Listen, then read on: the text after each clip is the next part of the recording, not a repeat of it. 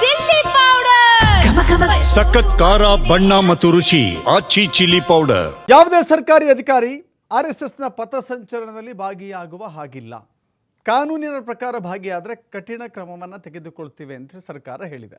ಈಗಾಗಲೇ ರಾಯಚೂರಿನಲ್ಲಿ ಭಾಗಿಯಾಗಿದ್ದಂಥ ವ್ಯಕ್ತಿಯೋರ್ವನ ವಿರುದ್ಧ ಕ್ರಮವನ್ನು ತೆಗೆದುಕೊಳ್ಳಲಾಗಿದೆ. ಇದೀಗ ವೈದ್ಯಾಧಿಕಾರಿಯೂ ಕೂಡ ಭಾಗಿಯಾಗಿದ್ದಾರೆ ಎನ್ನುವ ವಿಚಾರ.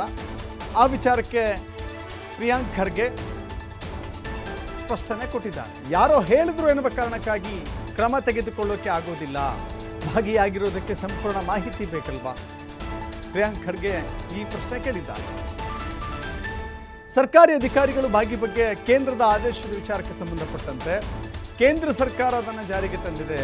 ಅದನ್ನು ಅಲ್ಲಿ ಮಾಡಿ ನಾವು ಒಪ್ಪಿಕೊಡ್ತೇವೆ. ಆದರೆ ರಾಜ್ಯ ಸರ್ಕಾರದಲ್ಲಿ ಅಂತಹ ನಿಯಮವಿಲ್ಲ. ಕೇಂದ್ರದ್ದೇ ಬೇರೆ, ರಾಜ್ಯದ್ದೇ ಬೇರೆ ನಿಯಮ ಇರುತ್ತೆ ಅಂತ ಹೇಳಿ ಬೆಂಗಳೂರಿನಲ್ಲಿ ಸಚಿವ ಪ್ರಿಯಾಂಕ್ ಖರ್ಗೆ ಸಮರ್ಥನೆ ಮಾಡಿಕೊಂಡಿದ್ದಾರೆ.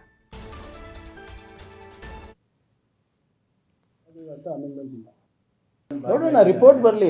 ನಾನು ಹೇಳ್ದಂಗೆ ಇದು ಯಾವುದೇ ವಿಚ್ ಹಂಟ್ ಅಲ್ಲ.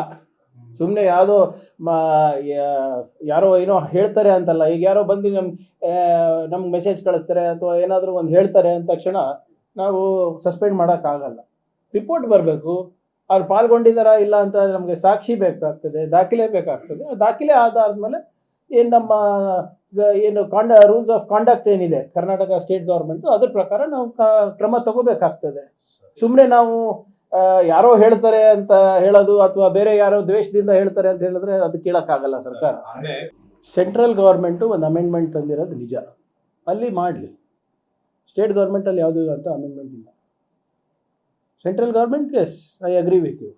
If you are a central government employee in government of India you can participate ಅಂತ ಇದು ಮೊನ್ನೆ ತೆಗ್ದಿರೋದು, ಮುಂಚೆ ಇರಲಿಲ್ಲ. ಮೊನ್ನೆ ಇವ್ರು ತೆಗ್ದಿರೋದು, ಈಗ 1 ವರ್ಷ ಆಗ್ತಾ ಬಂತು. ಸರಿ, 24 ಅಂದರೆ 1.5 ವರ್ಷ. ಸ್ಟೇಟ್ ಗೌರ್ಮೆಂಟಲ್ಲಿ ಅಂಥದ್ದು ಯಾವುದೂ ಇಲ್ಲ. ಆಮೇಲೆ ಕೇಂದ್ರ ಸರ್ಕಾರದ ಸರ್ವಿಸ್ ರೂಲ್ಸೇ ಬೇರೆ, ನಮ್ಮ ಸರ್ವಿಸ್ ರೂಲ್ಸೇ ಬೇರೆ. ಪ್ರತಿಯೊಂದು ಸ್ಟೇಟ್ದೇ ಬೇರೆದಿರುತ್ತೆ. ನಮ್ಮದ್ರಲ್ಲಿ ಯಾವುದೂ ಒಂದು ಭಾಳ ಸ್ಪಷ್ಟವಾಗಿ ನಾನು ಉಲ್ಲೇಖ ಹಾಕಿದ್ದೀನಲ್ಲ. ನೀವು ಸೆಂಟ್ರಲ್ ಗೌರ್ಮೆಂಟ್ ಎಲ್ಲ ರೂಲ್ಗಳು ಸ್ಟೇಟಿಗೆ ತಂದರೆ ಮತ್ತೆ